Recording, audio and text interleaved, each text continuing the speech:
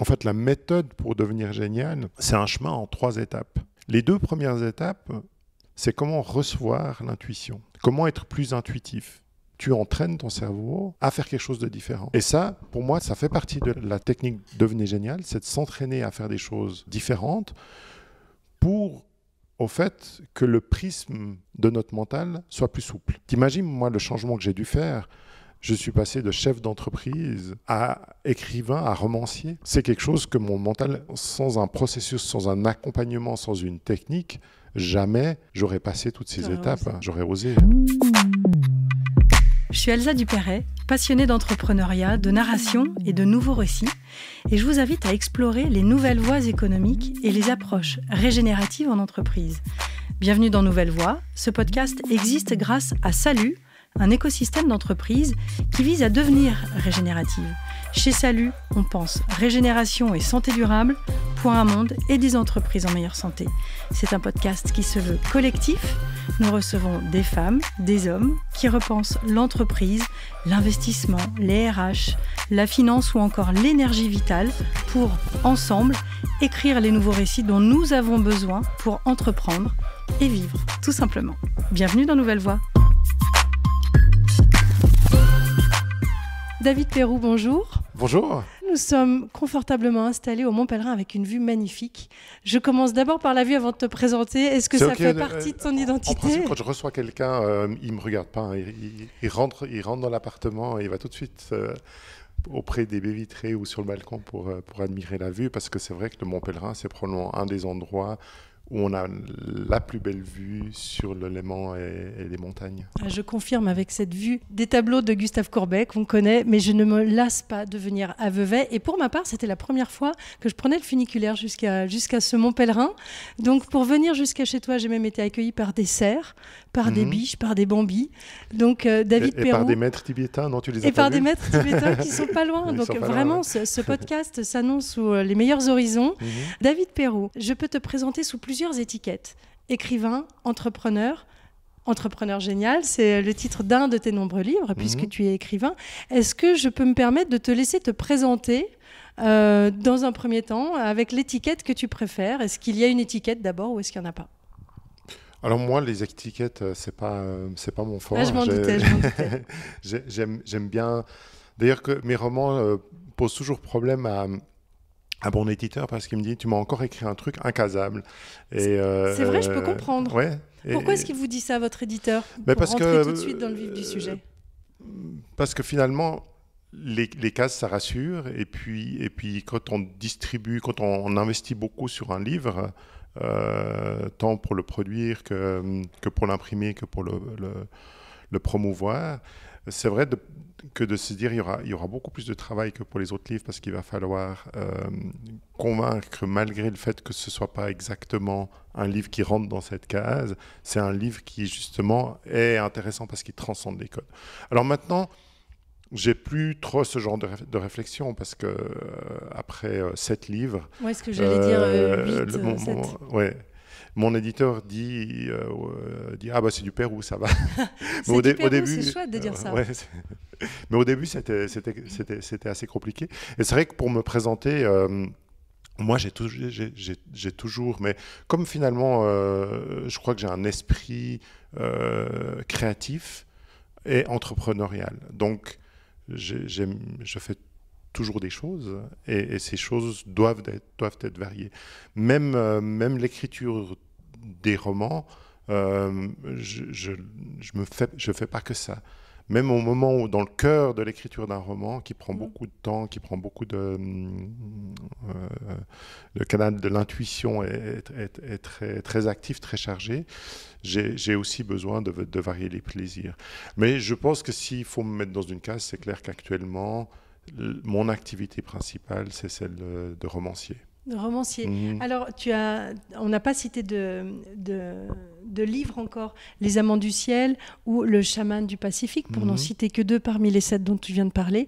Et quand je dis, je comprends pourquoi ton éditeur ne sait pas vraiment où te placer, parce que c'est du Pérou, et ça explique aussi pourquoi on vient à ta rencontre avec Nouvelles Voies, c'est que dans tes livres, même lorsque c'est une histoire romancée, une fiction, Moi, j'ai lu un peu de PNL, j'ai lu de l'entrepreneuriat, j'ai lu du conseil sur investissement, notamment dans le chaman du Pacifique. On a clairement, et tu le mets aussi dans un des chapitres de Devenez génial, une scène entre un investisseur, ses salariés, son équipe, et puis c'est presque un conseil, une sorte de formation écrite au sein d'un livre pour entrepreneurs qui ont envie de trouver un associé ou de se séparer d'un associé. Ça, c'est le chaman du Pacifique. C'est ça, tu mélanges effectivement.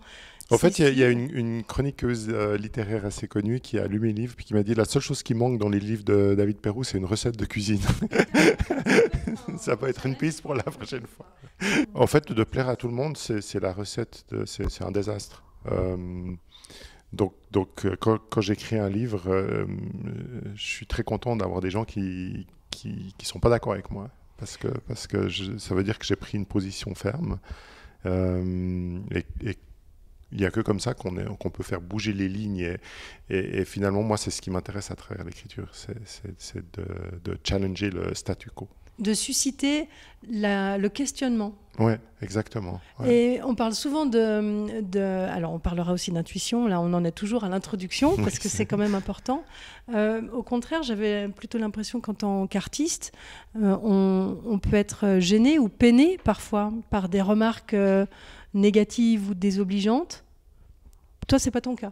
Non, c'est plus mon cas. C'est comme pour tout, on fait un chemin.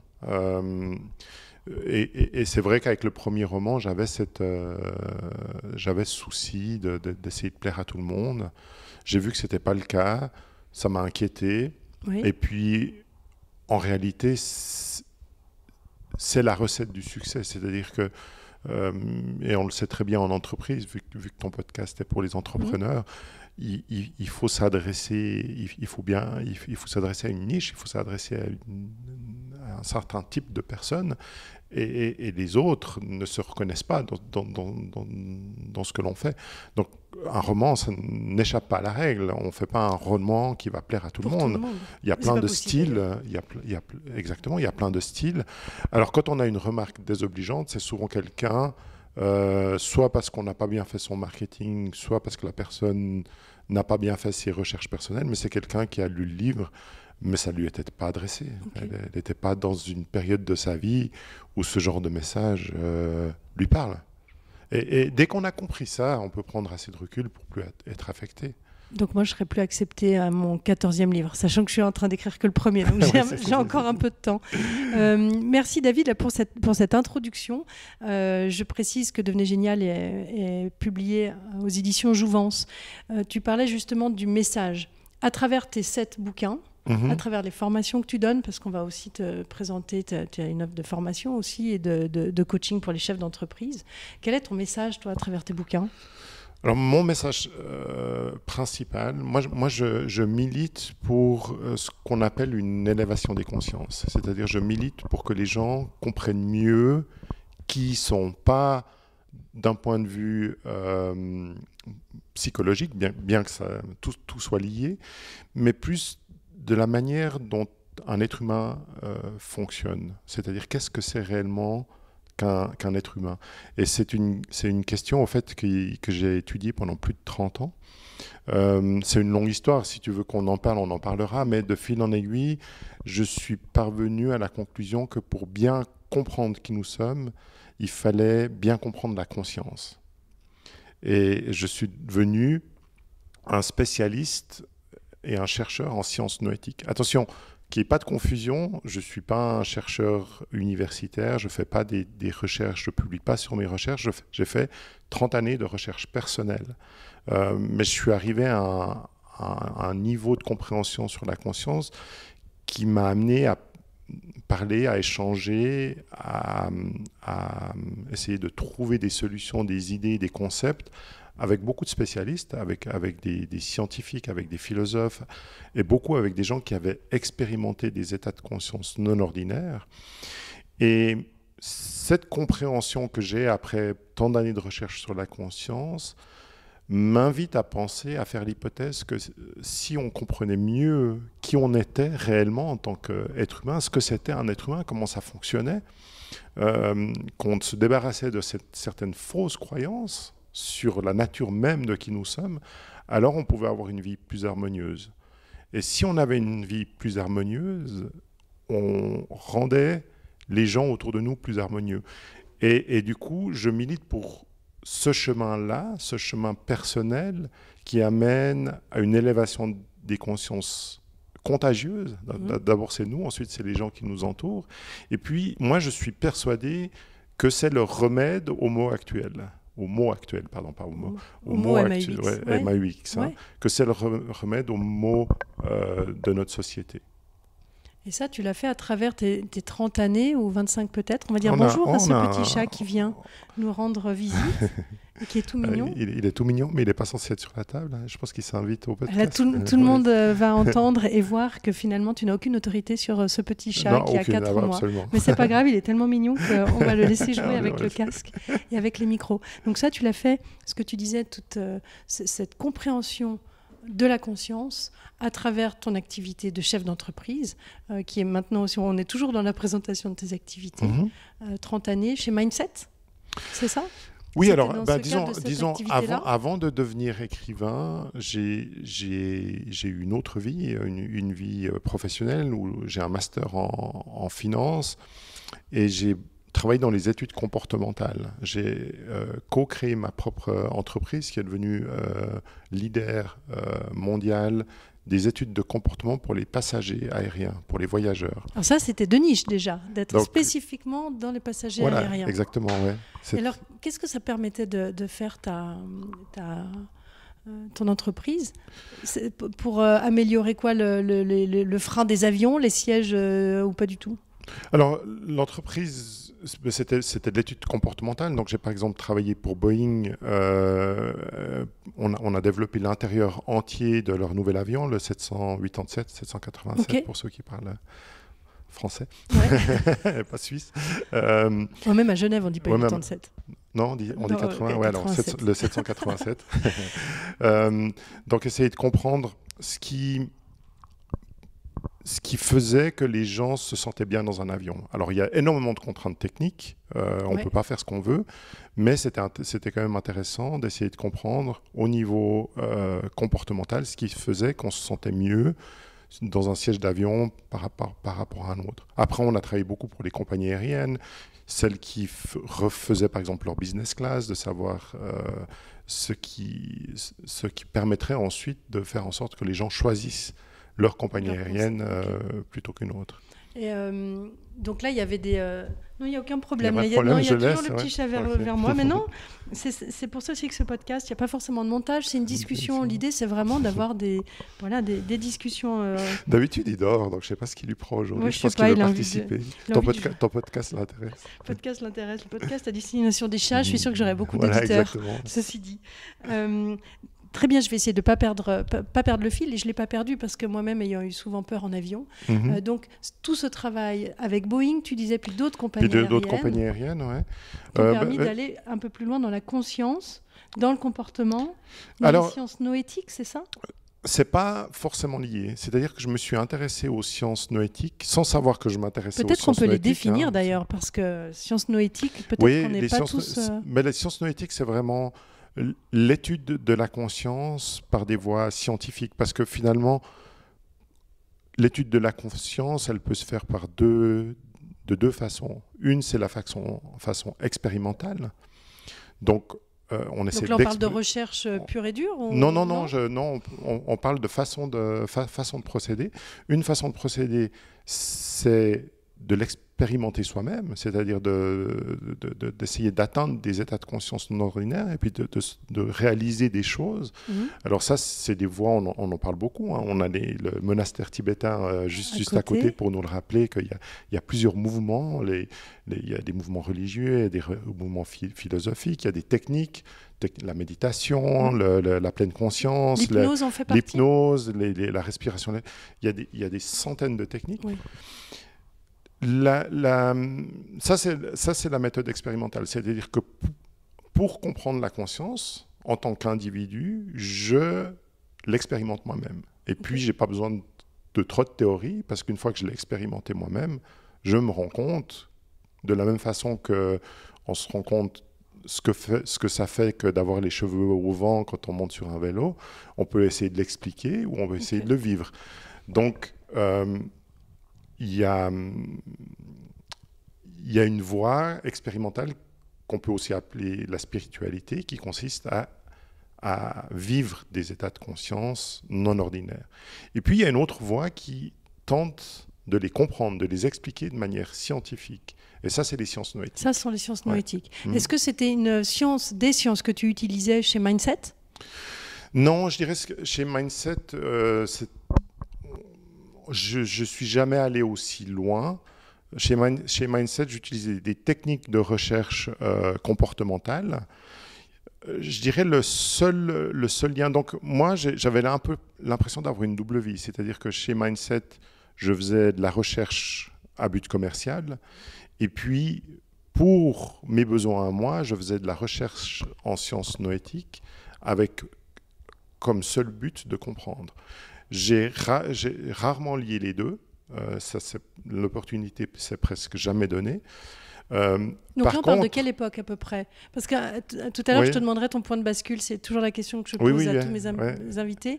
Ce moment-là, entre ton entreprise qui était florissante, avec de très beaux clients, tu disais à destination commerciale, et puis cette recherche plutôt personnelle ou individuelle. Alors, je les ai vraiment fait parallèle. Mes recherches personnelles, elles ont commencé à l'adolescence.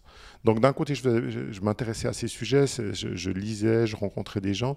De l'autre côté, j'ai fait mon master en finance. J'ai travaillé pendant 23 ans dans la recherche comportementale.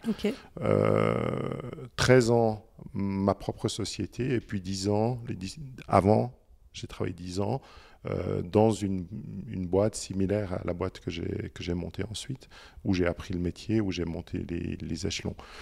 Il y avait quand même en commun la recherche toujours ce comportement et la conscience. Mais tu séparais les deux, tu avais le boulot d'un côté et ta vie perso de l'autre. Si tu veux, le lien commun, c'est les méthodes de recherche. C'est-à-dire que quand je faisais de la recherche comportementale, j'observais et j'interrogeais des gens. Et puis, j'utilisais exactement les mêmes méthodes pour mes recherches personnelles, c'est-à-dire que j'interrogeais et j'observais des gens. Donc, les méthodes de recherche étaient assez similaires. Par contre, je n'utilisais pas des notions de sciences noétiques dans mes recherches comportementales parce que ça compliquait trop les choses. Je dirais les sciences noétiques, ça va trop loin. Maintenant, j'en parle dans l'entreprise, mais à l'époque, je n'osais pas, ça allait trop loin. Et puis, c'était difficile de lier quelque chose d'aussi métaphysique à des problèmes aussi pratiques que est-ce que finalement, on fait un hublot plus grand ou plus petit dans notre nouvel avion ? Et oui, c'est ça, ça n'aurait pas pu mais intéresser des équipes commerciales de Boeing, par exemple, qui sont focus sur quelque chose, ça leur aurait paru peut-être à l'opposé de leur travail ou de leur but, de leurs objectifs. Si tu veux, il n'y avait pas trop de liens. Sans les critiquer, mais en tout cas, c'était un comprendre que leurs passagers pouvaient avoir des états de conscience non ordinaires, puiser des intuitions, de la créativité, n'aidait pas à répondre à des problématiques très terre-à-terre que eux se posaient. Ouais. Et ce lien-là qui n'était pas fait au début, à quel moment tu as commencé à rejoindre les deux ? Tu as eu donc ton entreprise que tu as revendue.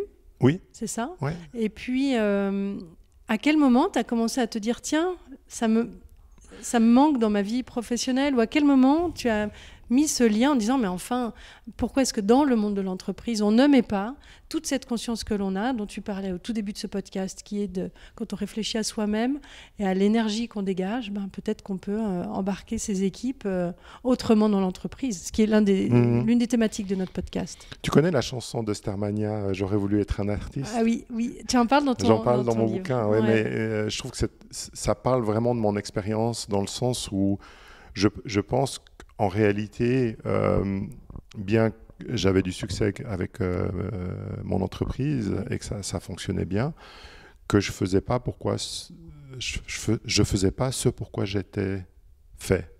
Et du coup, j'avais un manque de sens. Et c'est ce manque de sens qui a fini par éroder ma passion pour mon activité. Mais c'était un sentiment continu, ce manque de sens ? C'est un sentiment continu qui est allé in crescendo et qui a fait que finalement, il y avait un truc que je ne comprenais pas. C'est-à-dire que mon entreprise marchait bien, j'avais pas trop de travail parce que j'avais une bonne équipe, donc j'étais pas surchargé à faire des heures à non plus finir. Je voyageais dans le monde entier. Donc j'entends que tu faisais confiance à tes équipes. Oui, absolument. Ça, c'est bien. Ouais, ça c'est bien. Parce qu'il y en a qui sont tellement... tu parles de lâcher prise, il y en a qui ne lâchent pas prise et puis qui n'arrivent pas à lâcher les équipes. Mais les contrôles freaks, ils sont condamnés à travailler des heures donc là, indues. Tu commençais, dans cette confiance-là, tu commençais à lâcher prise déjà ? Si tu veux, il y a quand même... j'ai pas fait 30 ans d'études sur la conscience, sur les sciences noétiques, sans rien comprendre. Donc c'est sûr que des choses comme le lâcher-prise, la conscience, comment communiquer, comment être avec les gens, je les ai apprises en chemin et c'est vrai que ça m'a permis de gérer mon entreprise dans un cadre assez positif, assez joyeux et j'ai l'impression que, en tout cas moi, j'avais beaucoup de plaisir à aller travailler et la plupart de mes employés aussi, je pense. Mais il y a quand même un mais, je pense que si on n'est pas aligné avec ce qu'on doit faire, quel que soit ce qu'on met autour pour que les choses soient agréables, et Dieu sait ce que j'avais réussi, on travaillait à Vevey au bord du lac, on avait une terrasse de plus de 60 mètres carrés qui donnait directement sur le lac, on voyageait dans le monde entier, dans des conditions très agréables, enfin, en première ou en business. Ouais. En plus, on travaillait pour les compagnies, donc c'est eux qui nous invitaient dans leurs avions, c'est rare qu'ils nous mettaient derrière. Dans le bagage, non. Donc tu dis quoi, il y avait tout qui allait bien. Il y avait tout qui allait bien. Mais tu sentais qu'il y avait... On va arriver gentiment vers l'intuition. Tu sentais qu'il y avait quelque chose. Tu sens finalement qu'il y a quand même un manque de sens. C'est-à-dire que j'arrivais à avoir des rendez-vous super importants avec le CEO d'une grande compagnie aérienne. Et puis, ça ne m'excitait même pas. Le message que j'avais à faire passer ne m'enthousiasmait pas. Je le faisais du mieux que je pouvais, mais voilà. Là où beaucoup de gens me disaient « Ah, mais quelle vie tu as !» Moi, je me disais « Tiens, c'est marrant que tout le monde dise ça, parce que moi, je préférerais faire autre chose. » Et est-ce qu'il y a eu un point de bascule ? Le point de bascule, finalement, il s'est construit. Dans le sens où j'ai jamais abandonné ma vraie passion, mais j'ai compris plus tard que c'était ma vraie passion, que c'était vraiment cette science noétique, cette compréhension de qui nous sommes, cette compréhension de la conscience. Et que finalement, alors que je trouvais peu de sens à mon métier, mais j'avais bien compris que c'était que si je voulais vivre, il fallait que je fasse quelque chose, même si je doutais du sens. Et puis, ça me convenait parce qu'en parallèle, je pouvais m'occuper de ces sciences noétiques, de cette conscience, et ça me nourrissait. Donc, je me nourrissais d'un côté, je gagnais de l'argent de l'autre, et j'arrivais à une sorte d'équilibre. Seulement, à force de continuer mes recherches dans les sciences noétiques, sur la conscience, j'ai eu de plus en plus de personnes qui m'ont dit « David, il faudrait que tu écrives un livre. » Parce que t'en sais tellement, ce serait dommage de ne pas partager tes connaissances. Au début, j'ai cru qu'on se moquait de moi, gentiment, mais ou alors qu'on me surestimait. Ouais. Puis au fil du temps, à force J'étais dans une pensée limitante. J'étais dans une pensée tout à fait limitante. J'avais jamais rien écrit. J'avais un master en finance et j'étais chef d'entreprise. Les peu de choses que j'écrivais, c'était des rapports pour mes clients en anglais. Ouais. C'est même plus moi qui les écrivais, donc je les relisais et puis je suggérais quelques améliorations à mes collaborateurs.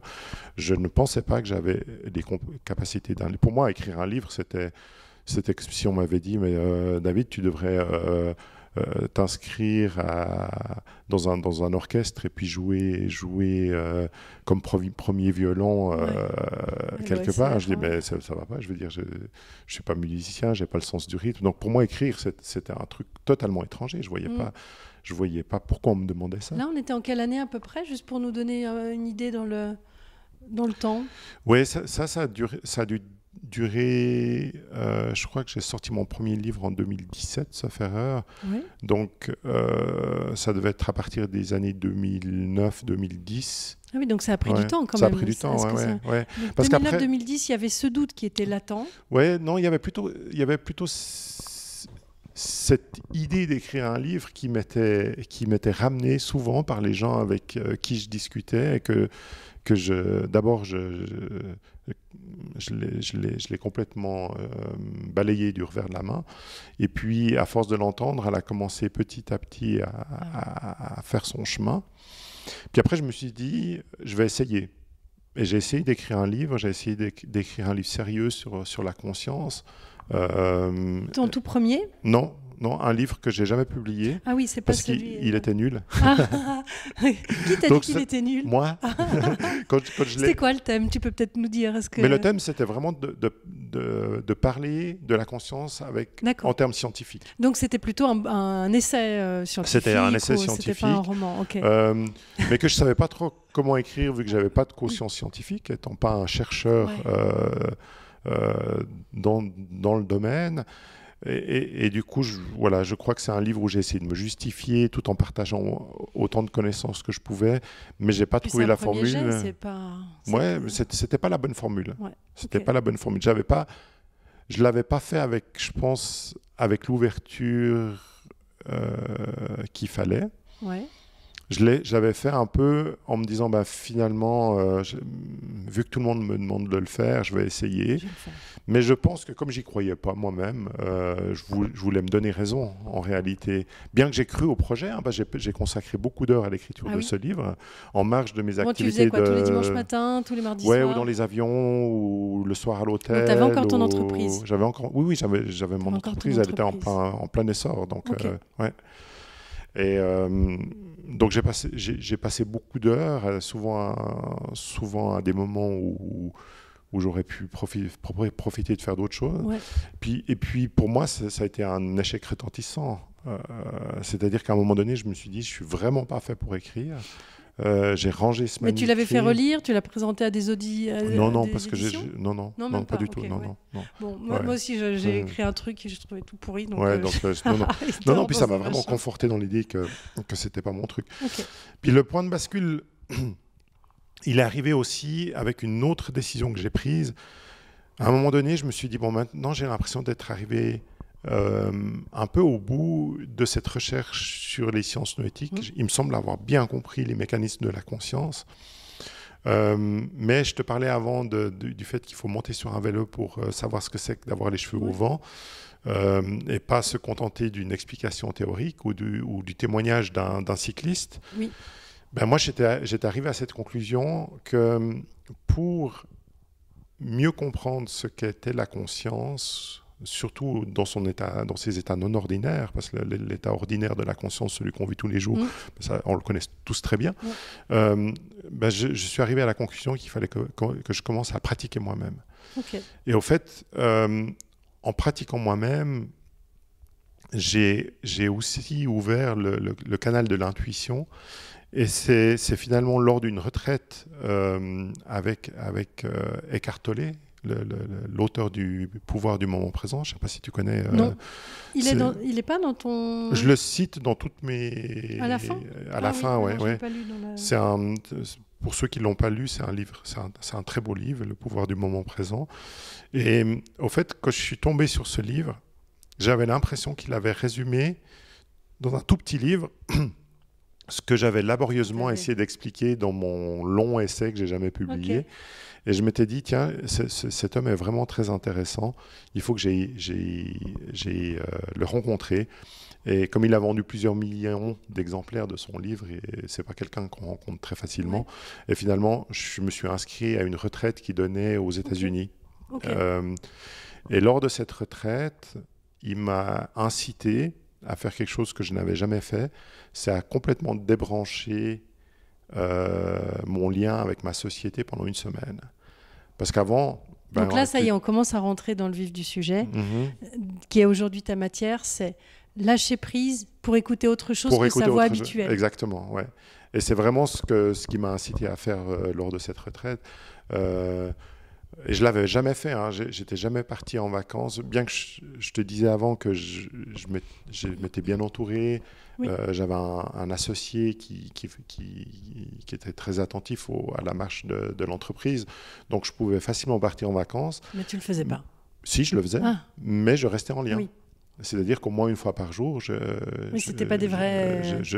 Mais ça me paraissait normal que de répondre aux questions de mes collaborateurs, que de leur faire savoir que malgré le fait que j'étais en vacances, je me souciais quand même de la marche des affaires. Et là, durant cette retraite, il m'a dit, mais est-ce que tu as déjà coupé? J'ai dit, j'ai coupé complètement? Non. Il me dit, essaye. Et donc j'ai essayé, puis je me suis retrouvé avec beaucoup de temps libre. Et durant ce temps libre, j'ai essayé d'être beaucoup plus présent, beaucoup plus attentif et beaucoup plus en lien avec mes intuitions. Et l'intuition qui a changé ma vie est arrivée à ce moment-là. Elle est arrivée d'un coup. Et cette intuition m'a dit au fait que j'étais fait pour être écrivain et que mon premier essai, je m'étais juste trompé dans la forme. C'est-à-dire qu'au lieu de faire des choses sérieuses, il fallait que j'enseigne ce que je savais de façon ludique. Et il y a le mot roman qui est venu en avant-plan de cette intuition. Ah oui. David, tu dois écrire un roman. Est-ce qu'on peut s'arrêter sur ce moment d'intuition? On peut s'arrêter, ouais.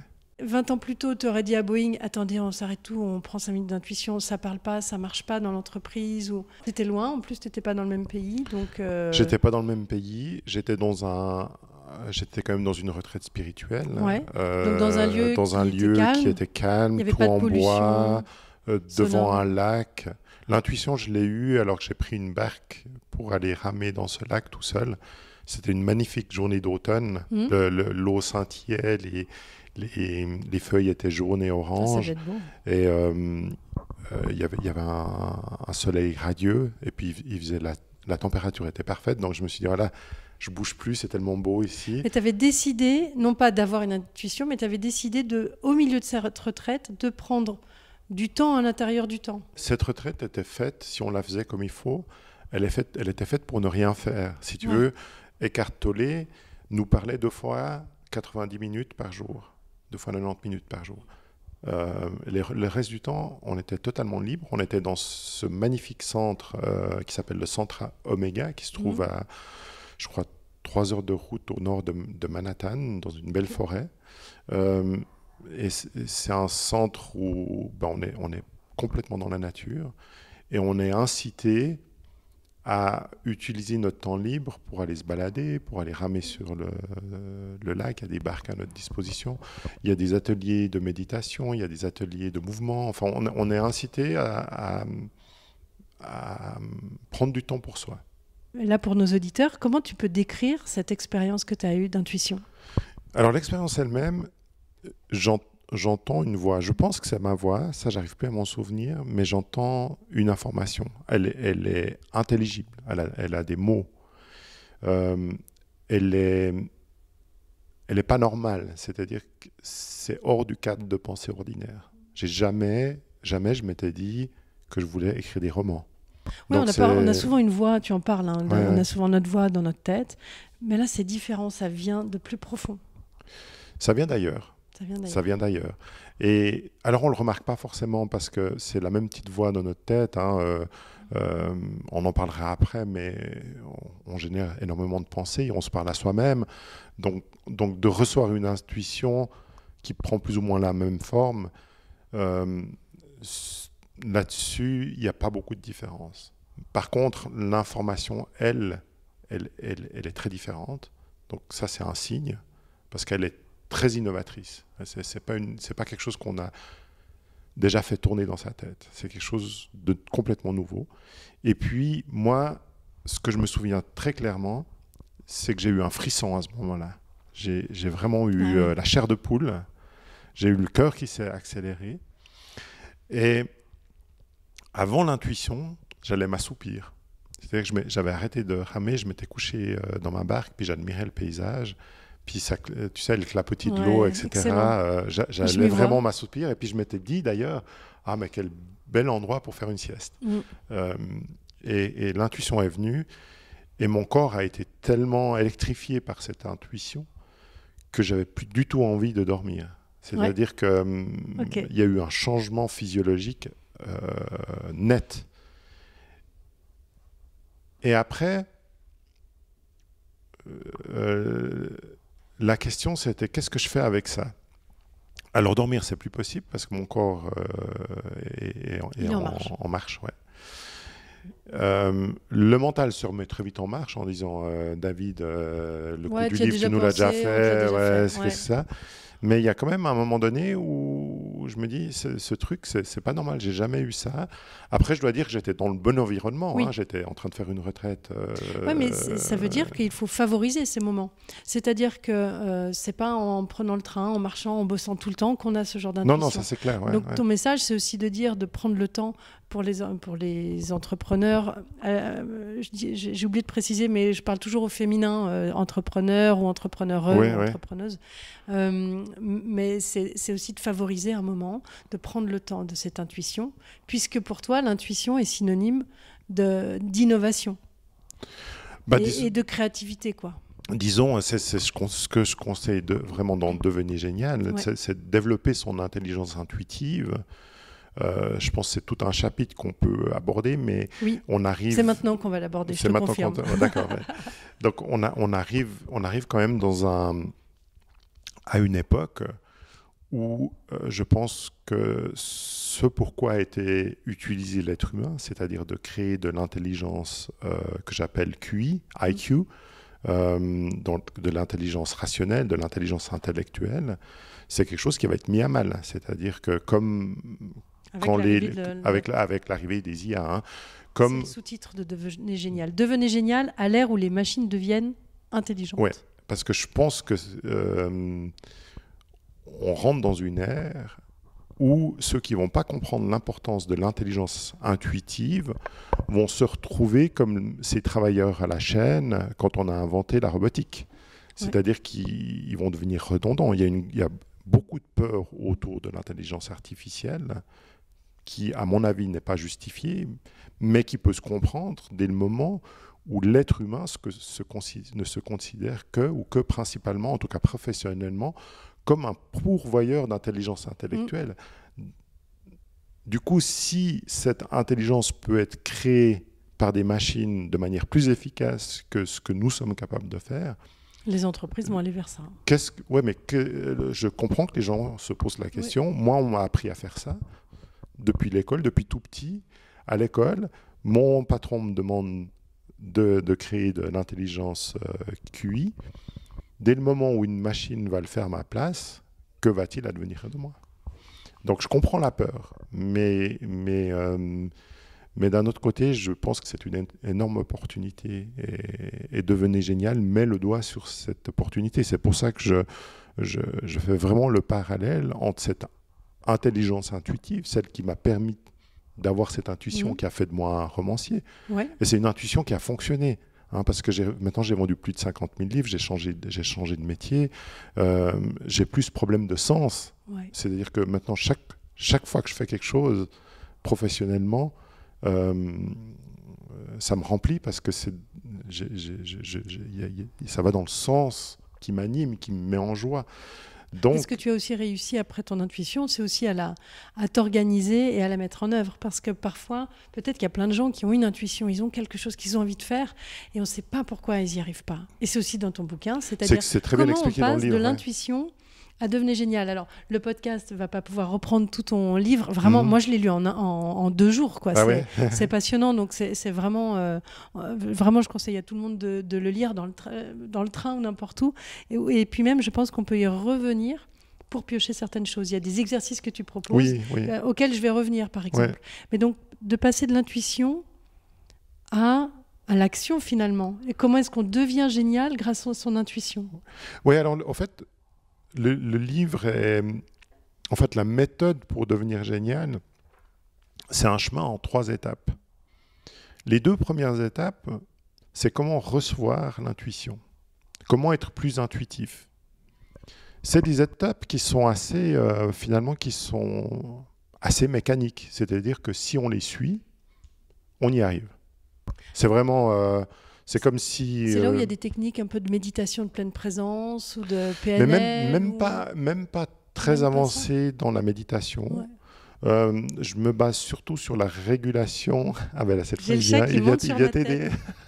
C'est génial. Alors, quelle intuition lui il peut avoir? Il dit tiens, ses Tiens, cheveux, je qu'est-ce peux qu'il- jouer avec. Pardon, ça t'a perturbé. Tu parlais de ces 3 étapes. Oui, dans ces 3 l'intuition. étapes. Je disais, il y a deux étapes qui sont réellement... la méditation, oui, mais pas forcément, parce que pour moi, c'est un peu comme apprendre à skier. Ceux qui commencent par la méditation, c'est un peu comme ceux qui voudraient skier, apprendre à skier dans une piste noire. Donc moi, je dis que j'apprends surtout aux gens à réguler leur système nerveux autonome. Parce que on est dans une société, de par la façon dont on procède, dont on agit, dont on surpense, etc.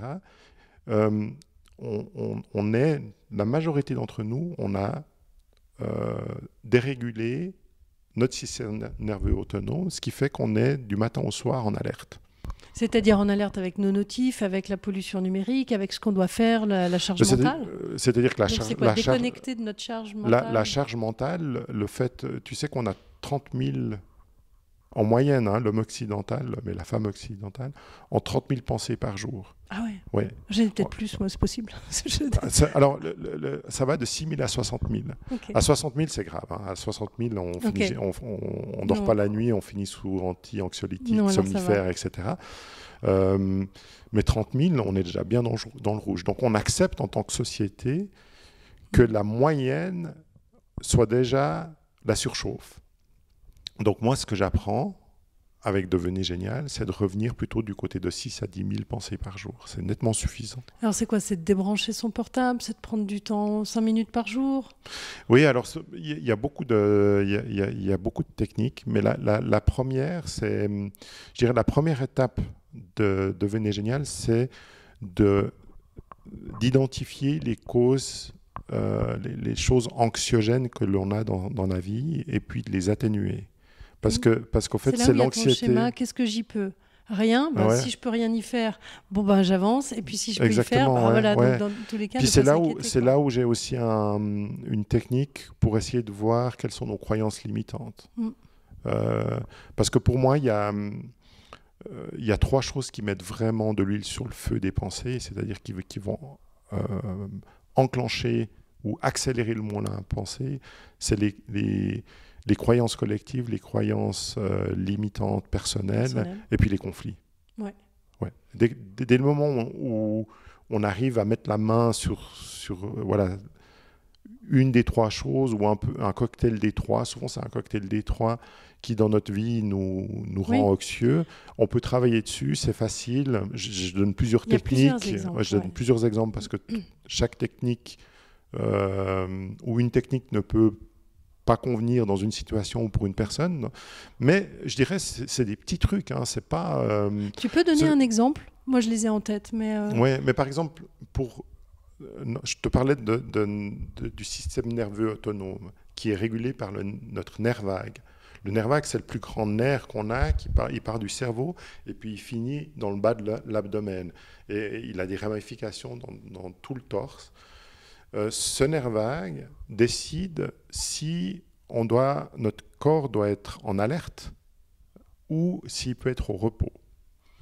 L'homme est fait pour passer de l'un à l'autre, tout le temps. C'est-à-dire que normalement, chaque jour, on doit passer une vingtaine de fois, si ce n'est plus, de l'un à l'autre. Il y a toujours des moments où on doit être en alerte, qui est un danger. À la base, c'est fait pour répondre à des dangers. Quand on était encore des chasseurs-cueilleurs. Exactement. Ouais. Mais aujourd'hui, on peut se mettre en alerte parce qu'on, je sais pas, on joue au tennis par exemple, ou on skie sur une piste noire, et puis on veut pas se prendre une grosse gamelle, ou on veut pas perdre notre mat de tennis. Et c'est très sain. D'être, on a un gros contrat à signer ou voilà, alors ça peut être un stress au travail, etc. Il n'y a pas de problème sur le fait qu'on doit mettre le corps sous tension. Tu vois, tu peux voir le nerf vague comme une sorte de switch on and off. On, on met le corps sous tension, c'est-à-dire qu'on va réfléchir plus vite, on va penser 10 fois plus, on va être beaucoup plus réactif. Donc c'est sûr que si tu fais un sport ou si tu es dans une situation un peu tendue, si tu es en train de conduire et qu'il y a beaucoup de trafic, vaut mieux être en mode alerte qu'en mode calme. Ouais. On est bien d'accord. Donc c'est pas un hasard si le corps a ces deux modes. Mais ce qu'on s'est rendu compte, c'est qu'actuellement, on est tellement sollicité, il y a tellement d'alertes, que ce soit des sons, que ce soit des emails qu'on reçoit à notre téléphone, ça peut être une ambulance qui passe, ça peut être quelqu'un qui klaxonne, que finalement, on est toujours en alerte. Donc toi, tu proposes de débrancher cette alerte. Et moi, j'ai une technique qui est en 30 secondes, c'est une technique respiratoire qui, si tu veux, on peut mettre un lien. J'ai une vidéo qui démontre cette technique. Volontiers. On peut mettre un lien dans ton podcast. Tout le monde peut essayer. C'est une technique qui, en 30 secondes, remet le corps en mode détendu. Ça marche très bien. Mais c'est très symptomatique. Quand je le fais, je donne des ateliers, que ce soit en entreprise ou ici chez moi. Une fois par mois, je donne un atelier pour ceux qui veulent pratiquer la méthode devenir génial. Et quand je leur fais faire cet exercice, au bout de 30 secondes, j'ai des gens qui ont envie de s'endormir. Ça ne m'étonne pas. Et vraiment, ils m'ont dit, mais c'est pire qu'une pilule. Et quel est l'intérêt alors de prendre cette fausse pilule, entre guillemets? Ça, c'est une première étape. Pourquoi? Pour laisser remonter notre créativité. Parce que tu dis qu'on est tous créatifs. Même, je dis n'importe quoi, il y a certains employés qui se sentent sous-employés ou inutilisés dans un service comptabilité, par exemple. Mais même cette personne-là peut faire émerger... si tu veux, alors tu me demandes un exemple, comment mettre le corps, comment ralentir les pensées. Si tu mets le corps dans cet état calme qui s'appelle l'état parasympathique, si on veut utiliser un terme plus technique, si tu mets le corps en état parasympathique, tu penses à 10 fois moins. Donc déjà, tu vas espacer tes pensées. Ce que je ne t'ai pas expliqué, parce que c'est touffu. Ce que je ne t'ai pas expliqué, c'est qu'au fait, les pensées, c'est un peu un mur, un voile opaque entre nous et notre intelligence intuitive. C'est-à-dire que l'intuition, comme je l'ai reçue, qui m'a permis de comprendre que je devais écrire des romans, c'est une information qui m'était envoyée, mais qui ne passait pas le voile de mes pensées. Donc, toute l'idée de devenir génial, c'est d'apprendre à espacer ses pensées pour qu'à un moment donné, on ouvre un peu le voile et que cette ouverture permette à nos intuitions de venir.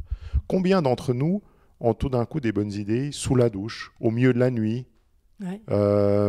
alors qu'on n'y pense pas du tout? Il y a des grands dirigeants qui disent toujours qu'ils ont un carnet de notes à côté de leur table ou alors de noter, de prendre des notes, de mettre par écrit tout ça. Oui, parce qu'en fait... souvent, l'intuition, pour moi, l'intuition, elle est envoyée en permanence. C'est-à-dire tu peux la voir comme une sorte de tu sais, ces petits pointeurs laser qu'on fait quand on... Le laser est on, il est pointé vers nous, et puis le voile des pensées fait qu'il ne passe pas à travers. Mais il est là. Puis du coup, si à un moment donné à un autre, soit parce qu'on applique volontairement une technique, soit par accident, on peut penser à Archimède qui a eu son Eureka dans sa baignoire. Moi, j'ai une vidéo, ça, j'en parle pas dans Devenir génial, parce que je l'ai découverte plus tard, mais si tu veux, on peut aussi la mettre en lien de ton podcast. J'ai une vidéo de Chris Martin, le chanteur de Coldplay, qui raconte en détail comment ces chansons lui parviennent. Et il parle d'une chanson en particulier, c'est une de ses dernières chansons qui bat les records d'audience sur Spotify jour après jour. Je crois qu'il en est à 1 million de downloads par jour, c'est impressionnant. Et il raconte comment il a reçu cette chanson. Et cette chanson, il dit, elle m'est arrivée en plein milieu de la nuit, alors que j'étais dans ma chambre d'hôtel. Elle m'a réveillé. Et puis là, il est interviewé dans un talk show et l'intervieweur lui demande, mais ça t'arrive souvent? Puis il me fait, mais oui, mes chansons m'arrivent au plein milieu de la nuit. Et là, j'aurais presque envie d'appeler Chris. Je ne suis pas sûr qu'il me répondra, mais lui dire si tu veux bien dormir la nuit. T'as bien répondu, alors. Exactement. Si tu veux bien dormir au milieu de la nuit, j'ai des techniques qui permettent au fait d'ouvrir ce canal à intuition de manière à ce qu'il ne vienne pas te déranger à des moments indus. Parce que, et je pense pour quelqu'un d'aussi créatif que le chanteur de Coldplay, là, la puissance du laser, elle est forte. Et du coup, s'il ne laisse pas un moment dans la journée où il écarte son rideau de pensée, eh ben ça va le réveiller au milieu de la nuit, parce que pendant la nuit, il va penser moins. Et du coup, il y a l'intuition qui va arriver, elle va faire tellement de bruit qu'elle va le sortir de son sommeil. De son sommeil aussi. Ouais. Et donc, pour moi, c'est vraiment ça, devenir génial, c'est écarter le rideau de pensée. Alors, tu me demandais les 3 étapes. Je te disais qu'il y en avait 2 qui étaient assez mécaniques, assez faciles. Si tu suis les conseils qu'il y a dans le livre, tu y arrives. Si les conseils qu'il y a dans le livre sont un peu difficiles à pratiquer seul, tu viens dans un atelier. Je te promets que pendant l'atelier, on va écarter ton rideau de pensée. Ça, c'est garanti à 100%, et c'est en une seule journée. Mais après, par contre, la difficulté, c'est pas de se laisser reprendre en repartant de chez toi. Ok, je veux devenir écrivain, puis on repart dans le... En fait, tu parles aussi du fait qu'il faut garder... si on a envie, en tout cas, de garder cette clarté, et puis ensuite, à nous de nous organiser pour réaliser nos envies. Et ça, c'est la grosse difficulté. Ça, c'est la grosse difficulté. Et malgré que je le dise dans mon livre, malgré que j'informe les gens qui viennent dans mes workshops, je leur dis, vous verrez, la plus grande difficulté, ce sera de croire vos intuitions et d'agir en conséquence. Et pas les prendre pour des choses un peu fantasmagoriques. Exactement.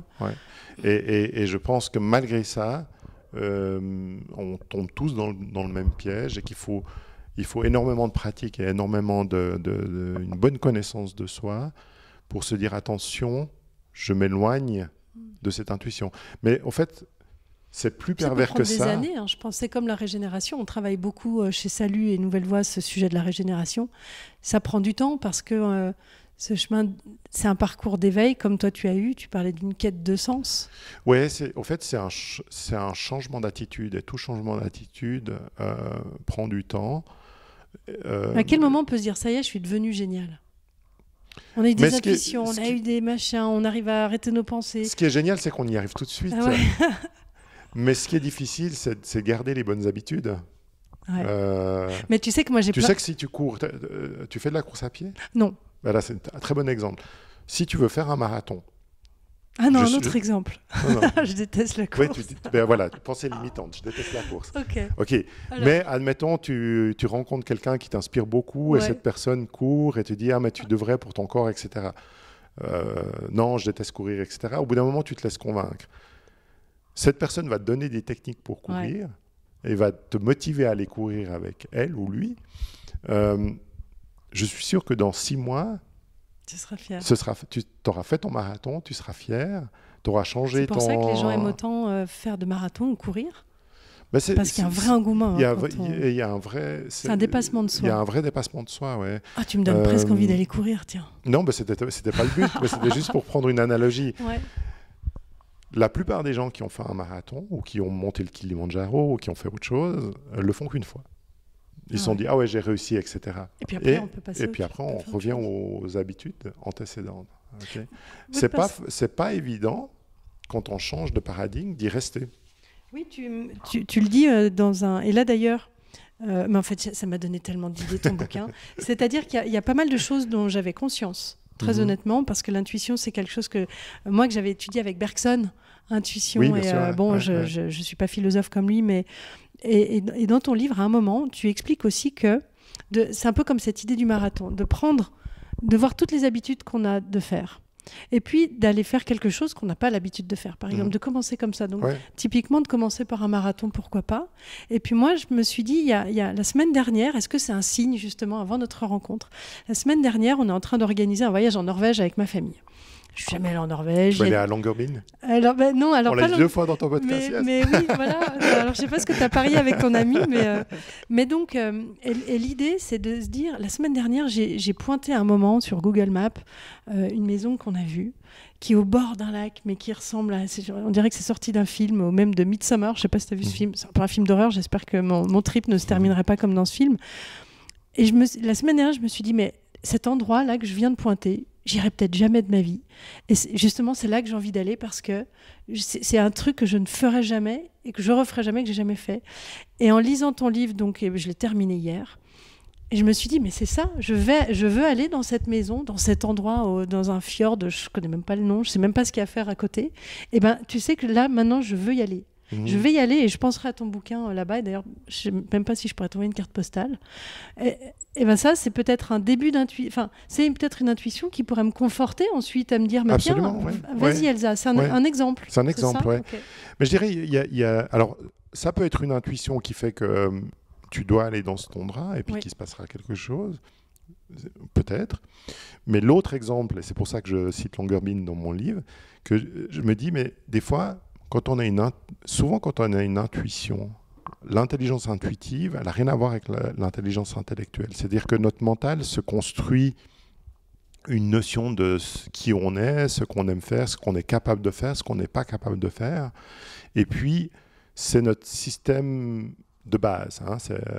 C'est comme ça qu'on opère. Et puis, toute idée, qu'elle vienne de quelqu'un d'autre, qu'elle vienne... de notre mental ou qu'elles viennent de ce canal intuitif, va être examinée à la moulinette de ce système-là, avec nos valeurs, avec ce qu'on pense être capable de faire, etc. Ça veut dire que tout va être filtré par le même filtre, par le même prisme. Quand tu dis tout, c'est quoi? C'est l'intuition et la faisabilité? Ouais, le tout, en fait... Tu as l'idée d'aller en Norvège, mais peut-être que ton idée ou l'idée de ta famille, ou j'en sais rien, de passer des vacances, c'est d'aller au chaud. En vrai, oui. Donc, tu as cette forte intuition d'aller en Norvège, mais ça ne rentre pas dans ton cadre de pensée. À un moment donné, ton mental, il va dire, j'ai bien aimé regarder cette maison sur Internet, etc. Mais c'est pas là que je vais passer mes vacances. C'est ça. Ouais. Et ben là, il s'est passé quelque chose qui fait que non.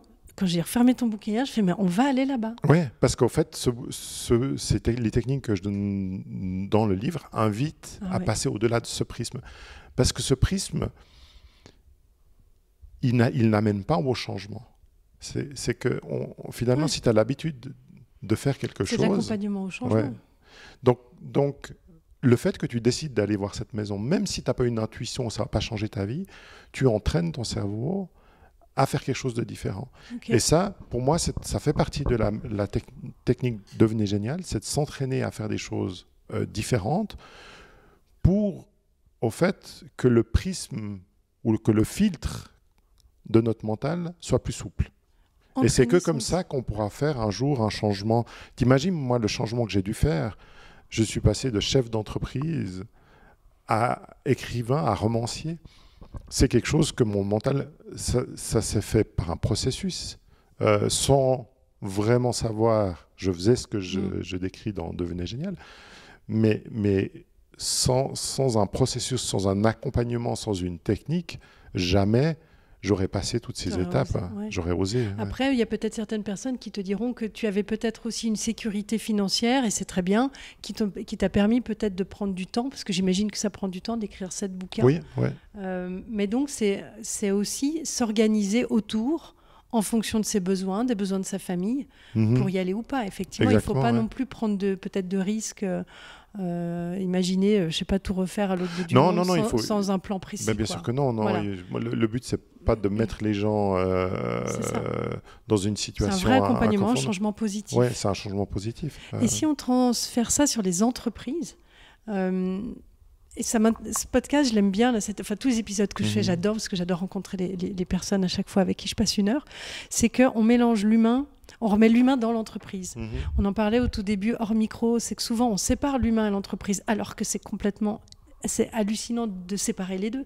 Ouais. L'humain fait l'entreprise. Bien sûr. Et donc, ce que tu nous dis, c'est de réécouter les intuitions de tous ceux qui font les entreprises. Et donc, comment est-ce qu'on fait le lien après ? Comment est-ce qu'on arrive à dire à notre boss « Hey, coucou boss, j'ai une intuition, voilà à quoi elle peut te servir. À quoi ça peut servir ?» Disons, là, on touche à la culture d'entreprise. C'est-à-dire que si la culture d'entreprise, c'est l'exploitation de l'intelligence intellectuelle à fond, ça va être très difficile pour un employé de venir et dire « Oh, j'ai eu l'intuition qu'on doit faire ça différemment. » Ça va même être difficile pour un employé d'être en condition de recevoir des intuitions. Parce que si on presse le citron du matin au soir, et puis qu'on renvoie l'employé chez lui le soir, déjà éreinté, et qu'en plus il doit s'occuper de sa famille, etc. Mais du coup, l'intérêt de ne plus les presser avec le jus du citron. Je dirais l'intérêt de comprendre la puissance de l'intelligence intuitive,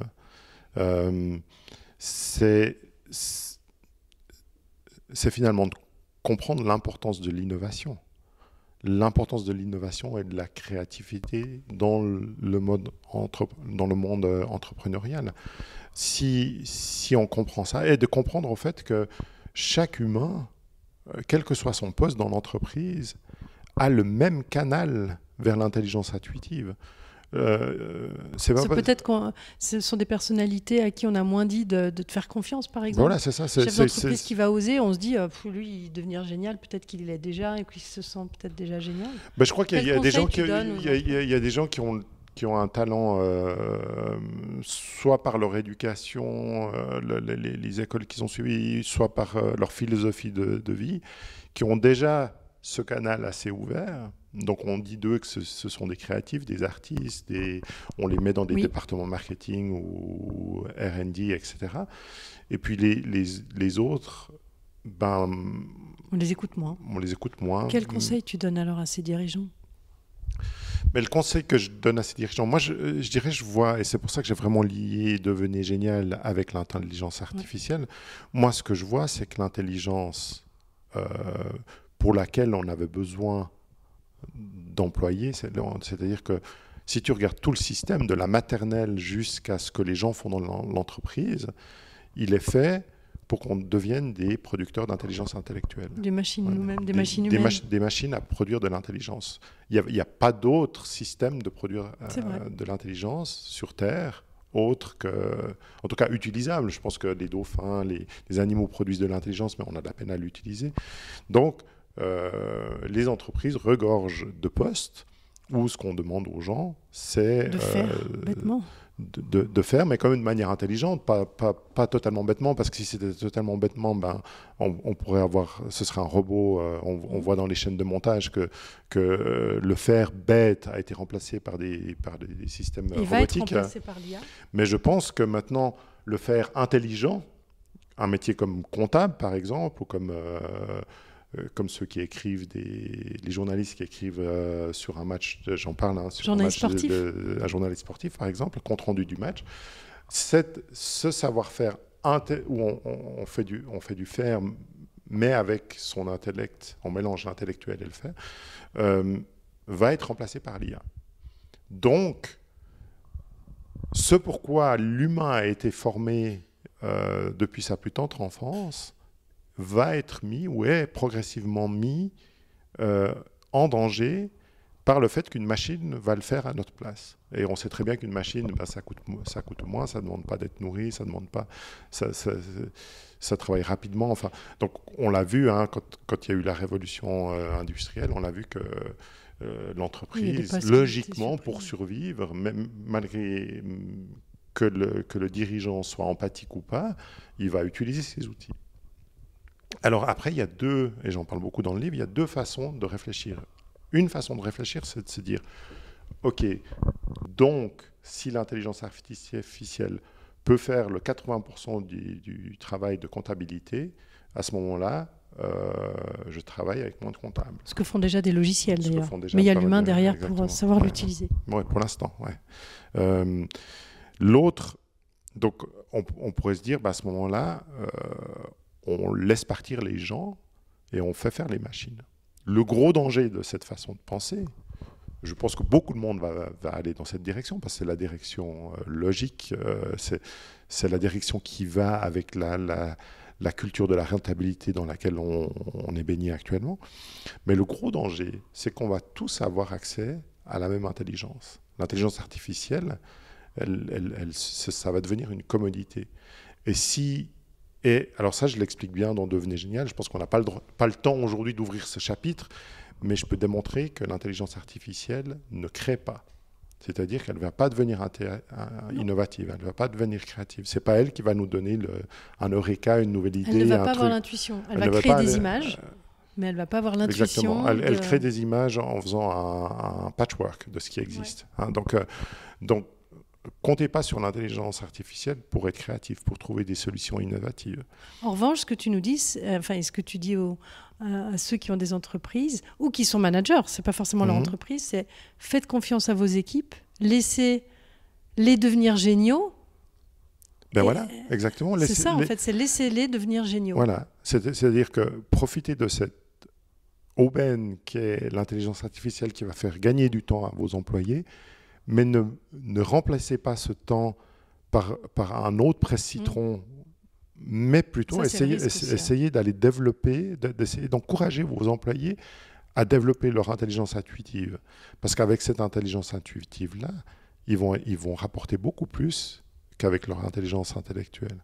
Et du coup, vous aurez l'intelligence intellectuelle qui est produite par des machines, les idées, les innovations, la créativité qui est produite par une équipe élargie, entraînée à être intuitif. Et donc cette nouvelle voie d'entreprise, c'est l'entreprise de quelque chose, c'est vraiment une voie profondément humaine et intuitive. Oui, exactement. Alors, la régénération, on n'en parle pas vraiment, mais on n'est pas obligé. De toute façon, nous, on est très mono-régénération avec Renault, puis avec nos entreprises chez Salut. Mais d'ailleurs, tu dis que tu te régénères tous les 7 ans. On n'aura pas le temps d'en parler. On a déjà une bonne heure de podcast. Moi, je pourrais rester 3 heures. D'ailleurs, je crois qu'en 2025, je vais agrandir le format de ce podcast. Mais c'est d'avoir une nouvelle voie créative. Et de dire, une entreprise créative, elle peut être innovante sans parler forcément d'ultra-technologie, mais c'est peut-être une personne va avoir une idée à un moment qui va lui permettre d'être plus heureux dans son métier, qui va peut-être lui permettre d'avoir, une idée pour organiser le service différemment, peut-être. Mais tu sais, la créativité, on lui porte toujours des grands dessins, comme celui d'écrire une symphonie, de peindre un tableau de maître. Un beau tableau du lac, comme Coldplay, d'écrire une chanson qui est téléchargée 1 million de fois par jour. Mais la créativité, l'intuition, c'est juste de sentir ce dont son client a besoin et d'avoir la bonne idée au bon moment, pas après le rendez-vous ou la nuit d'après où finalement le client a déjà signé chez quelqu'un d'autre parce qu'on est passé à côté. Non, au moment où le client est en face de soi, être en lien avec lui, être connecté. On n'a pas parlé d'où venaient nos intuitions.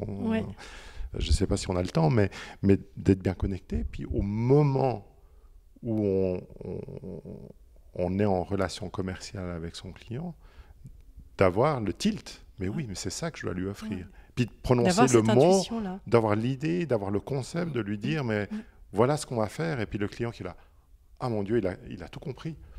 Ouais, ça peut être ça. C'est pas devenir un artiste. Ça peut être pour le manager, ça peut être un problème qui envenime son équipe, 2 personnes qui ne s'entendent pas, de les réunir ou de parler avec l'une, de parler avec l'autre, et puis de se mettre dans ce mode créatif, puis d'avoir la solution au problème ou d'avoir la compréhension du problème qui fait qu'ensuite on peut enclencher un mécanisme et qui va lui sauver des heures d'absentéisme, l'un ou l'autre qui fera un burn-out, etc. Donc, au fait, l'intelligence intuitive, il faut pas voir la pointe de l'iceberg seulement. il faut voir tout ce que ça amène dans l'entreprise. Tout ce que ça amène. Ouais. Et tu parles de comment avoir nos ici. Ici, c'est l'un des concepts forts de ton livre. C'est ce que j'ai essayé de savoir sur la barque. On ne peut pas être au milieu d'un lac dans une barque quand on est dans notre entreprise. Comment est-ce que, quand on est dans notre entreprise, on peut avoir nos ici? Donc ici pour intuition, clarté et innovation. Clarté, c'est joli. C'est pas clarté? Créativité. Bah tu vois, j'avais clarté, c'est peut-être parce qu'il y a le lac derrière moi et qu'il y a une grande clarté. Mais ça va aussi, Et donc, tu dis se connecter à nos ici. Je suis dans ma boîte, il y a un truc qui se passe, bien, pas bien, positif, client ou problème dans l'équipe. Je me connecte à mon intuition, créativité, innovation. Comment je peux faire ça en 2 minutes? C'est avoir tous ces exercices dont tu as déjà parlé. Moi, je te pose une question. Te connaissant, je pense que je connais la réponse, mais la plupart du temps, quand je suis en séminaire d'entreprise, je n'ai pas la même réponse que celle que tu vas me demander. Mais est-ce que tu penses que, par exemple, d'avoir une routine de 30 minutes chaque matin pour justement se reconnecter et ouvrir son canal intuitif, tu penses que c'est une perte on perd 30 minutes ou pas? Moi, je pense que c'est plutôt toujours un gain de perdre du temps quelque part à ne rien faire, mais on n'arrive jamais à le faire, quoi. Puis après, ça devient une routine, ça devient forcé. Est-ce que c'est bon ou pas? Alors, les routines ont vraiment du bon, parce qu'on parle d'un changement d'habitude. Et il n'y a pas encore l'habitude dans les sociétés. Si je demande à quelqu'un, je lui dis, mais prends 10 minutes avant un meeting important pour faire un reset. Mais ça paraît tellement évident. Il me dit, mais je ne peux pas parce que j'ai le rendez-vous avant qui termine à ce moment-là. Je sais que si je ne fais pas entre mes 2 rendez-vous, si je ne fais pas ma boîte email, je serai jusqu'à 21h Mais c'est aussi pour ça que je milite contre les réunions ou les séances de 1 heure. C'est une séance efficace, c'est 20 minutes ou 40 minutes. Et du coup, les 10 minutes dont tu parles que la personne n'a pas le temps de prendre, elle les a, les 10 minutes. Simplement, il faut que la réunion sera beaucoup plus efficace. Donc, c'est du temps gagné pour après. Mais du temps gagné, il n'y a pas besoin d'aller chercher bien loin. Du temps gagné, avec l'intelligence artificielle, il y en a déjà et il y en aura encore plus. Donc, du temps gagné par rapport à ce qu'on fait aujourd'hui, je vous promets que dans 6 mois, du temps gagné, il y en aura assez pour consacrer ce temps à développer notre intelligence intuitive. Alors là, ce serait peut-être l'une des premières fois où c'est pas que je suis pas d'accord avec toi, mais je pense qu'il y a des managers qui n'ont pas cette conscience dont tu parles ou dont nous parlons, qui vont se dire cool, on a du temps en plus, on va te donner encore une tâche en plus. Alors là, on est à 100% d'accord, et c'est le piège que je demande d'éviter dans Devenez génial, c'est-à-dire faut pas remplacer le temps libre par la même chose. C'est ce qu'on a toujours fait. Mais oui, mais c'est pas grave, il faut laisser faire la sélection naturelle.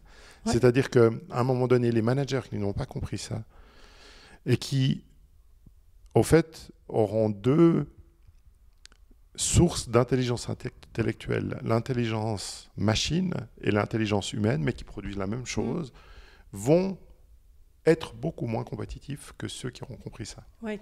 Et moi, ça m'est égal que les gens ne comprennent pas. Je suis à disposition des gens qui comprennent, et ça m'anime de les aider. Je trouve génial que des gens aient déjà cette vision-là et veuillent déjà implanter ça dans leurs entreprises. C'est des pionniers. Ouais. Actuellement, on est en mode pionnier. Ceux qui ont compris ça, qui font appel à des gens comme nous pour implémenter ça, c'est des pionniers. Après, il y aura les early adapters. Oui, on est encore au tout début donc on est vraiment au tout début de la ouais. Mais je pense par contre que ceux qui n'attraperont pas ce train-là à un moment donné, pas forcément dans les pionniers, mais au moins dans les early adapters, ils vont couler leur boîte. Et on connaît le processus naturel de l'économie, c'est-à-dire que renaîtra une autre boîte qui prendra la niche ou l'espace qui a été laissé, et cette autre boîte, probablement, si elle veut survivre, agira différemment. Donc moi, finalement, les managers qui ne comprennent pas ça et qui veulent continuer à opérer selon l'ancien modèle, ben oui, faites-le. Ouais. c'est pas ça qui va... Le train est parti, il est lancé à pleine vitesse, et ils resteront à quai, voilà. Donc L'innovation, c'est bien parce que ça donne une nouvelle définition de ce mot innovation qu'on entend trop. Moi, j'en peux plus de ce mot alors qu'il est tellement joli. Et donc là, c'est bien parce que tu lui redonnes de belles armes et de belles lettres. Inspiration, intuition. Ouais. Alors j'ai dit clarté, mais créativité et innovation. Ouais. Nos ici, comme tu le dis très bien dans ce livre, Devenez génial, sous-titré À l'ère où les machines deviennent intelligentes. C'est publié aux éditions Jouvence, comme tous tes bouquins, sauf erreur. Ouais. D'ailleurs, tu remercies ton éditrice à la fin du bouquin parce qu'elle t'accompagne depuis le début. Exact. Ouais. On arrive vers la fin, entre guillemets, de ce podcast, mais j'aurais encore beaucoup de questions. Mais je peux déjà inviter nos auditeurs à plonger dans ce bouquin-là, mais aussi dans les autres, parce que, comme je le disais, si vous voulez un conseil avec vos investisseurs, vos associés, vous lisez le chaman du Pacifique, parce qu'il y a une scène absolument incroyable entre deux associés qui... Non, ça, c'est les Amants du ciel. C'est les Amants du ciel. Toujours ici-bas, ouais. Entre deux associés qui veulent se séparer. Ouais. Entre des associés qui veulent se séparer, et c'est une scène qui est très PNL, quoi, où c'est la communication non violente. Donc je trouve qu'il y a c'est vrai, il y a un mélange, c'est ce qu'on disait au début du podcast, un mélange de styles que j'ai découvert et que j'apprécie beaucoup. Et c'est aussi le moment de partage. Alors, d'inspiration, justement, les personnes qui viennent te voir peuvent aller sur ton site internet, il y a plein de renseignements. Tu donnes des ateliers dans ce magnifique endroit avec une vue splendide, très claire, pleine de clarté. Je comprends aussi la créativité ici. Ils peuvent travailler leur ici et maintenant avec toi. En fin de podcast, je demande toujours à mes invités de nous partager une proposition de lecture, de peinture, de film ou autre. Alors déjà, je stipule qu'à la fin de Devenez génial, il y a beaucoup de bouquins que tu donnes. Tout à l'heure, tu parlais de Eckhart Tolle. Je n'avais pas fait attention tout de suite, mais, parce que j'avais compris Eckhart Tolle, mais non, c'est Eckhart Tolle. Mais il y a vraiment des propositions de lecture en sciences et conscience, en conscience et cerveau. Et puis, moi, il y a des bouquins qui m'ont parlé en économie et en écologie, bien évidemment, et en solutions alternatives pour un monde durable. Il y a notamment Isabelle Delannoy. Oui. J'avais reçu Célia Roussin, qui est une entrepreneuse française géniale, qui nous conseillait justement l'économie symbiotique d'Isabelle Delannoy. Ouais. Je lis aussi Christophe André, John Kabat-Zinn, qui est l'inventeur, entre guillemets, de la pleine conscience, Pierre Rabhi, Mathieu Ricard, Se changer, changer le monde, et plein d'autres bouquins, mais il y en a peut-être un que tu n'as pas mis là-dessus, puis que tu as lu depuis, puis que tu as envie de nous partager.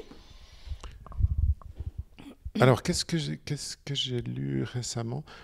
Bon, ça peut être une chanson, celle de Coldplay. Est-ce que j'ai mis Reinventing Organization ? Oui, tu l'as, de Frédéric Laloux. Mais on peut le citer parce que je pense que de s'attaquer plus à la structure de l'organisation qu'aux personnes, ça me paraît être une voie à explorer. Comme tu disais, le manager qui ne veut pas prendre le train, etc. Oui, mais peut-être qu'il est coincé dans un système organisationnel qui ne lui permet pas de voir que le train arrive.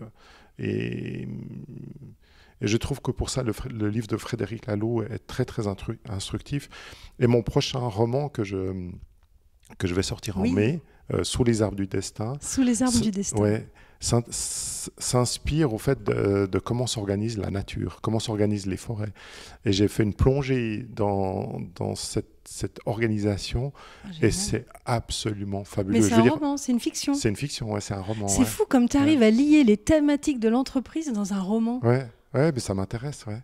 Et là, au fait, moi j'ai fait une véritable plongée qui m'a émerveillé dans cette organisation naturelle et je me suis dit, on n'a rien compris. Nous, on essaye de faire des structures pyramidales ou matricielles, on n'a rien compris. Et il y a eu des années et des années d'études, mais l'information existe. Et franchement, de voir à quel point, sous nos yeux, il y a des systèmes organisationnels qui sont géniaux. Comme les champignons, le hêtre. Je parle du mycélium qui relie tous les arbres, le système d'information. J'ai reçu en décembre Grégory Collomb, qui est éco-guide à Genève et qui emmène les entreprises regarder les champignons. Et puis aussi Thomas Egli, qui est une personnalité formidable et qui invite aussi à observer la nature. Donc, moi, j'ai hâte de lire ton roman, alors. Moi, j'avais plein de bouquins à apporter. Moi, j'ai toujours plein de bouquins. Alors, on va peut-être essayer de le décrire dans un premier temps. C'est toi qui vas le présenter. Je vais te laisser l'ouvrir. D'accord. Donc, il y a la caméra, mais pour ceux qui sont comme moi à l'ancienne, qui restent en podcast pur son, je place un bouquin devant toi, David. C'est un bouquin qui est intitulé Madame Butterfly. Ouais. C'est une tragédie de Puccini, Giacomo. Et je te laisse ouvrir ce bouquin pour voir pourquoi je te le conseille. Ah, attends, donne-moi une plume, je vais te l'écrire. Voilà. En fait, il est plein de pages vides. De pages blanches. En fait, tu parles beaucoup dans ton livre de prendre des notes. Mm-hmm. Et alors moi, dans tous mes bouquins, j'en ai plein, hein, mais je me suis dit, je me suis offert ce bouquin-là il y a 15 jours. En fait, j'ai plein de carnets de notes chez moi qui sont tous remplis, puis ils étaient tous vides. Et donc, je me suis acheté ce carnet de notes qui est vierge, mais la couverture est très belle. On dirait la couverture d'un livre qui s'appelle Madame Butterfly, Giacomo Puccini, et c'est aux éditions Slow Design. Slow Design. Et donc, c'est une édition de papeterie, Slow Design, qui fait des carnets de notes. Donc, il y a Madame Butterfly, il y a aussi de mémoire, j'en ai offert un à mon frère, Christophe, c'est Faust, je crois. Enfin, voilà, et l'idée, c'est de décrire vous-même, finalement, votre propre roman. Ouais, donc voilà, moi c'est ce bouquin-là que j'ai apporté. C'est un peu de la triche parce qu'il est vide, mais c'est pas grave. C'est pour écrire les notes. Ça rejoint bien l'idée principale de Devenez génial, qui est de penser moins. Donc je pense que si on lit un livre vide... Oui, et puis en tout cas, on peut le remplir de notes. On peut faire peut-être aussi un blanc entre nos pensées et puis recevoir quelques intuitions. Peut-être une intuition de bouquin. Très bien, mais merci beaucoup David. Je pense il y a encore beaucoup d'autres angles possibles. Je ne veux pas te frustrer. Est-ce qu'on a quand même dit pas mal de choses? Est-ce qu'il y a un dernier mot? Non, je crois que c'est bon. Une météo du jour que tu veux partager? Pour moi, on pourrait rouvrir un tiroir, mais ce serait reprendre une dizaine de minutes. Je pense que le message vraiment important là-dedans, c'est ce qu'on a dit vers la fin, c'est-à-dire de ne pas voir la créativité comme la pointe de l'iceberg, comme forcément écrire un roman de 400 pages ou peindre un tableau ou jouer d'un instrument de manière symphonique. Non, la créativité est partout. Elle est vraiment partout. Elle peut être dans la relation avec ses enfants, avec son conjoint, avec son patron, dans sa place bien sentir sa place dans l'entreprise. Enfin, c'est ouvrir le canal de l'intelligence intuitive. Ça sert à tous les instants de la vie. Donc c'est vraiment quelque chose qu'il faut pas voir comme... Qu'il faut savoir apprécier. Ouais. Et puis c'est un petit pas, on peut le faire par petits pas, et puis de petites améliorations en petites améliorations, on se donne confiance. C'est mieux s'aimer aussi à la fin. Un peu plus s'aimer. Ça va de soi, ouais. Parce que quand on travaille avec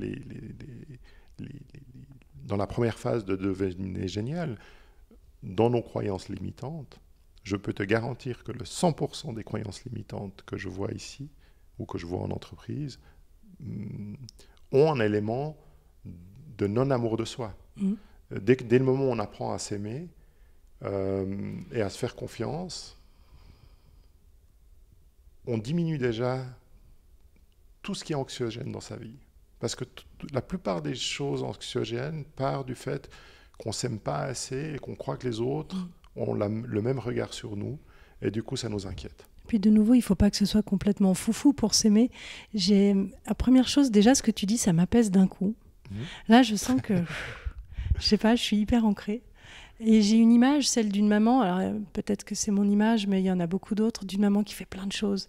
Et puis, qui fait trop de choses, puis des fois avec ses enfants qui s'énervent. Et puis, de temps en temps, quand même, qui va faire un jeu, quelque chose qui peut paraître bête, mais qui remplit la maison de joie et de rire. Eh bien, c'est à ce moment-là où on peut... Dans ces petits moments de joie, de rire et parfois de fête, où on peut se dire que ah bah oui, c'est nous qui avons créé ce moment. Et je sais pas, j'ai eu l'image d'une maman qui est un peu à bout, mais qui arrive à rire avec ses enfants, qui s'aiment pas tout le temps, qui est pas forcément moi, mais de se dire bah tiens, il y a ces moments-là de joie, ça peut être des moments de bonheur, c'est moi qui les ai créés.